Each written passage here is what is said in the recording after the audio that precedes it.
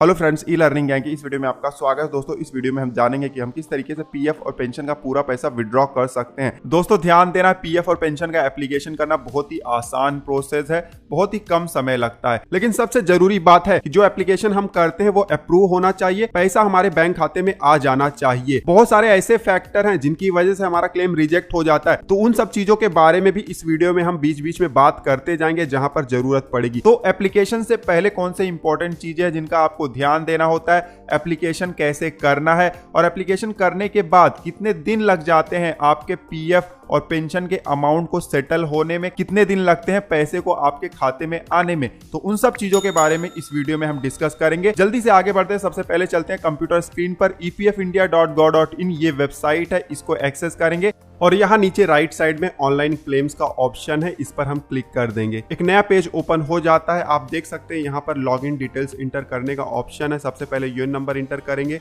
Password inter करेंगे, captcha code inter करेंगे और साइन इन पर क्लिक कर देंगे। साइन इन करते इस तरीके से पेज आ जाएगा। लेटर पर क्लिक करके इस पॉपअप मैसेज को हटा देंगे। राइट साइड में मेंबर प्रोफाइल दिखाई दे रहा है, बहुत ही इंपॉर्टेंट है। यहाँ पर नेम, डेट ऑफ बर्थ सबसे पहले आप चेक कर लीजिए। अगर रॉन्ग है, ठीक है, तो इसको आपको व्यू में जाना है, प्रोफाइल में चेंज कर लेना है। आप कैसे प्रोफाइल का डिटेल चेंज करते हैं उसका वीडियो ऑलरेडी हमने बनाया हुआ, लिंक आपको नीचे डिस्क्रिप्शन में मिल जाएगा, ठीक है, तो इसको सही कर लीजिएगा। उसके बाद आधार, पैन और बैंक अकाउंट नंबर भी आपका लिंक होना चाहिए। अगर लिंक आपने नहीं किया हुआ है या तो गलत दिखाई दे रहा है तो इसको भी आप चेंज कर सकते हैं। मैनेज में जाना है, केवाईसी आप कर सकते हैं। बहुत ही आसान प्रोसेस है, थोड़े से दिन लगते हैं लेकिन सही हो जाता है और सही होने के बाद ही आपको अपना एप्लीकेशन सबमिट करना है, पीएफ विड्रॉल का या पेंशन विड्रॉल का, ठीक है। एक और चीज का आपको ध्यान देना है, आधार कार्ड से जो आपका मोबाइल नंबर लिंक है वो एक्टिव होना चाहिए, मतलब आपके पास होना चाहिए। अगर नहीं है तो सबसे पहले आधार सेंटर में जाकर आप मोबाइल नंबर भी लिंक करा लीजिए, अदरवाइज कोई भी काम नहीं होगा, कोई एप्लीकेशन आपका सबमिट हो ही नहीं पाएगा। बैंक खाता लिंक होना इसलिए जरूरी है क्योंकि इसी बैंक खाते में आपका पैसा आएगा। इसी बैंक खाते का आपको चेक कॉपी या बैंक स्टेटमेंट अपलोड करना पड़ता है, ठीक है। तो ये सब चीजें आप देख लीजिएगा और इसको सही कराने के बाद आपको फिर जाना है, देखिए यहाँ पर व्यू में और यहाँ पर सर्विस हिस्ट्री में जाना है। अब सर्विस हिस्ट्री पर क्लिक करते इस तरीके से सर्विस डिटेल्स आ गया है। ध्यान देना, हमारे केस में हम पीएफ और पेंशन दोनों का पैसा निकालने वाले हैं, पूरा पैसा निकालने वाले हैं, ठीक है। तो यहाँ पर डेट ऑफ एग्जिट ईपीएफ और डेट ऑफ एग्जिट ईपीएस दोनों ही एंट्री यहाँ पर होना चाहिए। अगर आपके केस में यहाँ पर एंट्री नहीं है कि कौन सी डेट को आपने जॉब छोड़ा हुआ है, तब तो आपको यहाँ पर पहले डेट ऑफ एग्जिट अपडेट करवाना पड़ेगा। आप खुद भी कर सकते हैं ऑनलाइन, अगर डेट ऑफ एग्जिट ईपीएफ और ईपीएस का नहीं है तो आप खुद भी कर सकते हैं। कैसे करना है पूरे प्रोसेस का वीडियो ऑलरेडी हमने बनाया हुआ, लिंक आपको नीचे डिस्क्रिप्शन में मिल जाएगा, ठीक है। एक और चीज यहाँ पर बताना चाहूंगा कि जैसे हमारे केस में आप देख सकते हैं मल्टीपल कंपनीज हैं, तो क्या अब आप इन कंपनियों में से किसी भी कंपनी का पैसा निकाल सकते हैं? तो ऐसा बिल्कुल नहीं है। अगर आपको सिर्फ एडवांस निकालना है तो यस, किसी भी कंपनी का एडवांस आप निकाल सकते हैं, लेकिन अगर पूरा पैसा विड्रॉ करना है तो सिर्फ ये जो आखिरी वाली कंपनी है उसका ही पूरा पैसा आप विड्रॉ कर सकते हैं जॉब छोड़ने के बाद। ऊपर जो कंपनीज हैं इनका पूरा पैसा आप विड्रॉ नहीं कर सकते हैं। तो क्या रास्ता है? ऊपर जो कंपनीज हैं इनका पीएफ का पैसा आपको ट्रांसफर करना पड़ेगा लेटेस्ट वाली कंपनी में, जो करंट कंपनी है उसमें ट्रांसफर करना पड़ेगा। उसके बाद ही पूरा पैसा विड्रॉ किया जा सकता है। अगर आपको पैसों की ज्यादा रिक्वायरमेंट है तो आप सबसे पहले क्या कर सकते हैं, देखिए जो भी कंपनीज है इनका एडवांस पीएफ आप निकाल लीजिए और उसके बाद ट्रांसफर करिए, क्योंकि जब ट्रांसफर करेंगे तो पैसा एक कंपनी से दूसरी कंपनी में ट्रांसफर होने में कभी कभी समय लग जाता है, महीनों का समय लग जाता है, ठीक है। तो आप एडवांस पीएफ भी विड्रॉ कर सकते हैं पहले और बाद में फिर ट्रांसफर कर लीजिए और पूरा पैसा विड्रॉ कर सकते हैं एक साथ में आगे चलकर, ठीक है। अब एडवांस पीएफ कैसे विड्रॉ करना है उस वीडियो का लिंक भी आपको नीचे डिस्क्रिप्शन में मिल जाएगा, बहुत ही आसान प्रोसेस है, चेकआउट आप कर सकते हैं। तो ध्यान देना है इन सब चीजों के बारे में, काफी लोग ये सारे सवाल पूछते हैं। अब हमारे केस में देखिए, हमारा जो आखिरी कंपनी है उसी का पैसा हमें विड्रॉ करना है, उसका डेट ऑफ एग्जिट पीएफ और पेंशन दोनों का अपडेट भी है। तो अब हमें क्या करना है, अब देखिए हमें यहाँ पर ऑनलाइन सर्विसेज का एक ऑप्शन दिखाई देता है। यहाँ पर क्लेम का एक ऑप्शन है, फॉर्म नंबर 31, 19, 10C, 10D ये दिखाई दे रहा है, इस पर क्लिक कर देना है। इस तरीके से पेज आ जाएगा। यहाँ पर सारा डिटेल प्रोफाइल का दिया गया है। यहाँ पर बैंक अकाउंट नंबर हमें इंटर करना है मैनुअली। कौन सा बैंक अकाउंट नंबर इंटर करना है? जो कि हमारे पीएफ पोर्टल से लिंक है, ठीक है। तो जल्दी से हम इंटर कर देते हैं। बैंक अकाउंट नंबर इंटर करने के बाद वेरीफाई पर क्लिक कर देना है। अब ये वेरीफाई कर रहा है सिस्टम से। अब वेरीफाई पर क्लिक करते इस तरीके से अंडरटेकिंग हमें दिखाई देता है। यहाँ पर हम बोलते हैं कि हमने अपना बैंक डिटेल वेरीफाई कर लिया हुआ है और हमारा जो क्लेम का अमाउंट है वो इसी बैंक खाते में आएगा, ये हम समझते हैं। जो डिटेल हमने दिया हुआ है बिल्कुल सही दिया हुआ है। I agree to the terms and condition yes पर हम क्लिक कर देंगे। यस पर क्लिक करते आप देख सकते हैं यहाँ पर ग्रीन साइन आ गया है, मतलब जो अकाउंट नंबर हमने इंटर किया हुआ था वो बिल्कुल सही है। पीएफ पोर्टल पर जो लिंक अकाउंट नंबर है उससे मैच भी हो गया। ठीक है, अब नीचे आएंगे यहाँ पर प्रोसीड फॉर ऑनलाइन क्लेम, इस पर हम क्लिक कर देंगे। प्रोसीड पर क्लिक करते इस तरीके से फॉर्म आ जाता है। यहाँ पर ऊपर सारे डिटेल दिए गए हैं, नीचे I want to apply for यहाँ पर ड्रॉप डाउन है। जब ओपन हम करेंगे तो यहाँ पर 4 ऑप्शन है। पहले 3 ऑप्शन आते थे, एक एडिशनल ऑप्शन आ गया यहाँ पर scheme certificate form number 10C, लेकिन इसके लिए आपका प्रोफाइल डिटेल अपडेट होना बेहद जरूरी है, जैसे कि फोटो, एड्रेस वगैरह भी आपका अपडेट होना जरूरी है। फिलहाल इस वीडियो में तो हम फॉर्म नंबर 19 और 10C की बात करने वाले हैं। ठीक है, तो फिलहाल सबसे पहले हम फॉर्म नंबर 19 सेलेक्ट कर लेते हैं, ओनली पीएफ विड्रॉवल। जैसे हमने फॉर्म नंबर 19 सेलेक्ट किया, नीचे आप देख सकते हैं बहुत सारे ऑप्शंस आ गए हैं। थोड़ा सा स्क्रॉल करके हम नीचे चले जाते हैं। सबसे पहले फॉर्म नंबर 15G अपलोड करने का ऑप्शन हमें दिखाई देता है। दोस्तों 2 वीडियो हमने बनाया हुआ है फॉर्म नंबर 15G से रिलेटेड। फॉर्म नंबर 15G का क्या रूल रेगुलेशन और कैसे फॉर्म नंबर 15G आपको बनाना है। इसके अलावा एक दूसरा वीडियो भी है जो आपको बताता है कि आप बिना प्रिंटर या स्कैनर के किस तरीके से पीडीएफ फाइल में ही आप अपना सिग्नेचर वगैरह सब कुछ करके अपलोड कर सकते हैं। ठीक है, तो दोनों वीडियो का लिंक आपको नीचे डिस्क्रिप्शन में मिल जाएगा, देख लीजिएगा। यहाँ पर एक जनरल रूल मैं आपको बता देता हूँ कि अगर आप कंटिन्यूअस 5 साल की सर्विस में रहें या उससे ज़्यादा रहें तब आपको फॉर्म नंबर 15G शायद ना लगे। और उसके अलावा अगर आपका जो टोटल अमाउंट है पीएफ का वो 50,000 से कम है तो भी शायद नहीं लगेगा फॉर्म नंबर 15G। लेकिन डिटेल रूल रेगुलेशन के लिए आप जरूर वीडियो देखें, क्योंकि बहुत सारे टर्म और कंडीशन होते हैं फॉर्म नंबर 15G के भी। ठीक है, हमारे केस में एप्लीकेबल नहीं है। ठीक है, अब नीचे आएंगे तो एम्प्लॉय का एड्रेस हम जल्दी से यहाँ पर इंटर कर देंगे। काफी लोग यहाँ पर कंपनी का एड्रेस इंटर कर देते हैं, गलत है। आपको अपना खुद का करंट एड्रेस इंटर करना है जहां पर कम्युनिकेशन हो सके। ठीक है, या तो आधार कार्ड पर जो एड्रेस है परमानेंट वो आप इंटर कर सकते हैं। ठीक है, तो जल्दी से हम एड्रेस इंटर कर देते हैं। तो एड्रेस हमने यहाँ पर इंटर कर दिया हुआ है, एड्रेस फेक है, हमने यहाँ पर सैंपल एड्रेस इंटर किया हुआ है। आपको अपना सही एड्रेस इंटर करना।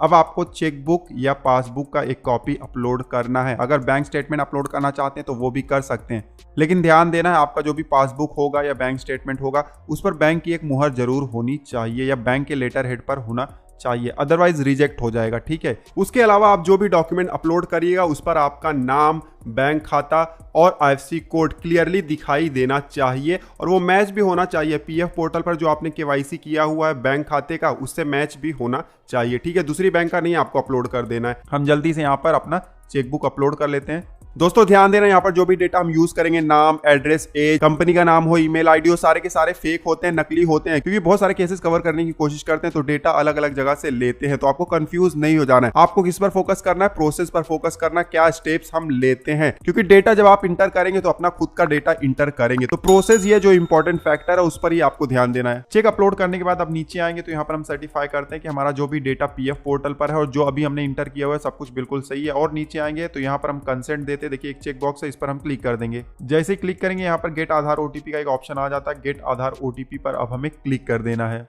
जैसे ही गेट आधार ओटीपी पर क्लिक करेंगे ओटीपी सेंड हो गया है आपके मोबाइल नंबर पर। अब यहाँ पर देखिए जिस मोबाइल नंबर पर सेंड हुआ है ओटीपी उसका आखिरी का 4 डिजिट दिखाई दे रहा है, तो आपको पता भी चल जाएगा।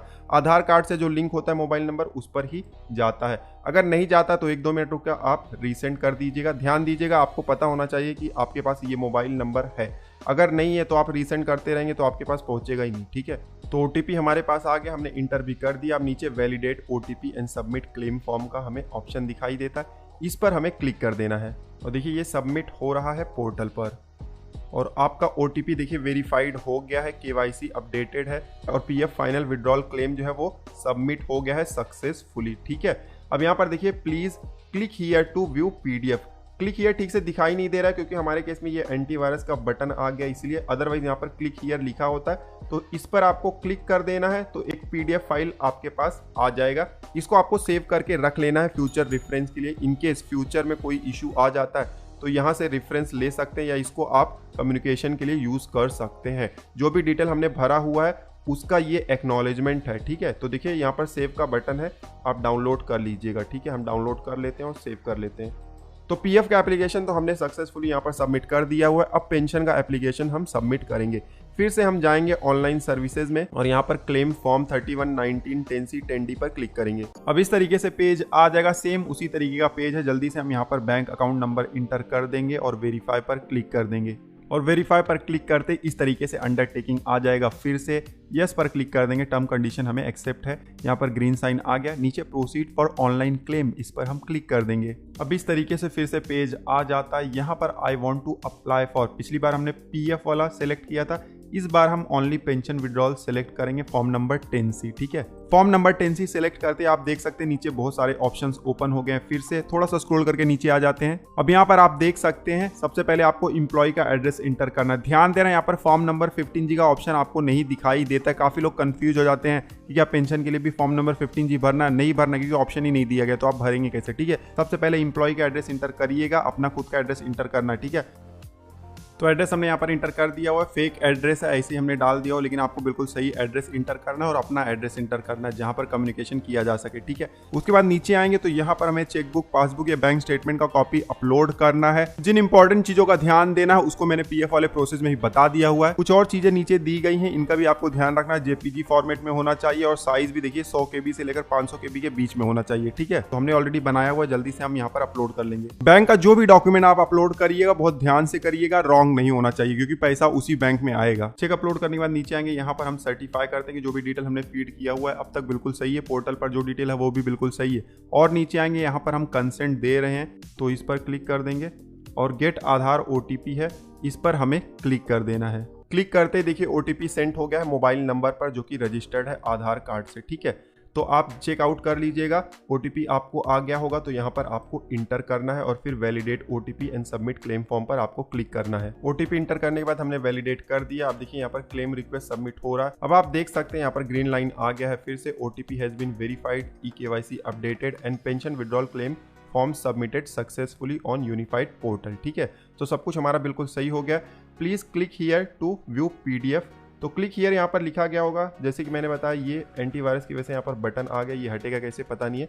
तो ठीक है, आप क्लिक हियर जो है यहाँ पर आपको दिखाई देगा। ठीक है, तो उस पर आपको क्लिक कर देना है। एक्नॉलेजमेंट आपको डाउनलोड करके रख लेना है, पेंशन वाला भी। फ्यूचर में इन केस काम लग जाए तो आप इसके जरिए कम्युनिकेट कर सकते हैं। ठीक है, तो इस तरीके से हमने पीएफ और पेंशन दोनों का एप्लीकेशन सबमिट कर दिया हुआ है। बहुत ही आसान प्रोसेस है, कुछ इंपॉर्टेंट चीजें जिनका आपको सिर्फ ध्यान देना होता है। अब एप्लीकेशन जब आपने सबमिट कर दिया हुआ है तो ऑनलाइन सर्विसेज में जाएंगे तो यहाँ पर ट्रैक क्लेम स्टेटस है, इस पर क्लिक करेंगे तो यहाँ पर आपको स्टेटस दिखाई देगा। उसके अलावा पासबुक में भी आप अपना स्टेटस चेक कर सकते हैं। पासबुक में ज्यादा डिटेल में दिखाई देता है। अगर आपका एप्लीकेशन रिजेक्ट हो जाता है या एक्सेप्ट हो जाता है तो वहां पर बहुत ज्यादा डिटेल दिखाई देता है एप्लीकेशन के बारे में। अब सवाल आता है कि एप्लीकेशन सबमिट करने के बाद कितने दिन में हमारे खाते में पैसा आ जाता है। तो इसका कोई भी फिक्स टाइम नहीं है, डिपेंड करता है person to person, state to state. अब कुछ लोग तो नाराज हो जाएंगे कि थंबनेल पर तो इतना कम समय बताया गया और यहाँ पर आप बोल रहे हैं कि कोई फिक्स टाइम ही नहीं है। दोस्तों यहाँ पर मैं आपको रियलिटी बता रहा हूँ। अगर मैं चाहता तो हमारे पास बहुत सारे ऐसे केसेज है जहाँ पर 5 से 7 दिन के अंदर ही पैसा आ गया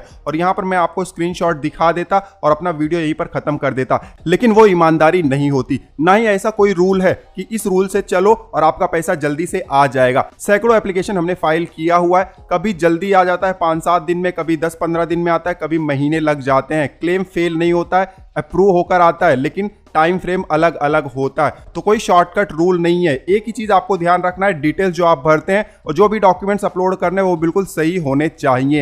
एप्लीकेशन फॉर्म अगर आपका बिल्कुल सही है तो आपका पैसा आना ही आना है। थोड़ा सा आगे पीछे हो सकता है लेकिन आना ही आना है। फिर भी अगर टाइम फ्रेम की मैं बात करूं तो मैं मुंबई रीजन में रहता हूं, मुंबई थाने रीजन में पैसा जल्दी आता है। यहां पर मोस्ट ऑफ द टाइम आपको 7-8 दिन में पैसा आ जाता है। कुछ कुछ केसेस में 14-15 डेज जाता है, लेकिन 15 डेज से ज्यादा नहीं लगता। लेकिन जैसे ही आप थोड़ा सा रूरल एरिया में जाएंगे वहां पर ज्यादा टाइम लगता है। वहां पर स्टैंडर्ड टाइम ही 14-15 डेज का होता है और मैक्सिमम कभी कभी 1-1 महीने लग जाते हैं। लेकिन जैसे कि मैंने आपको बताया, आपका डिटेल सही है, डॉक्यूमेंट सही है तो क्लेम रिजेक्ट नहीं होता है, अप्रूव होता है। तो फोकस आपको किस पे करना है, टाइम फ्रेम पर नहीं करना है, आपको फोकस करना है डॉक्यूमेंट्स पर और डिटेल्स पर। ठीक है, आपको सही तरीके से अपना एप्लीकेशन फॉर्म भरना है। और कोई भी क्वेरी अगर होता है पीएफ और पेंशन विड्रॉल से रिलेटेड तो आप नीचे कमेंट कर सकते हो। उसके अलावा बहुत सारे वीडियोस हमने बनाए हुए हैं, प्लेलिस्ट आपको डिस्क्रिप्शन में मिल जाएगा, आप चेकआउट कर सकते हैं। इस वीडियो में बस इतना ही, मिलते हैं आपसे अगले वीडियो में। तब तक आप हंसते रहें, मुस्कुराते रहें। धन्यवाद।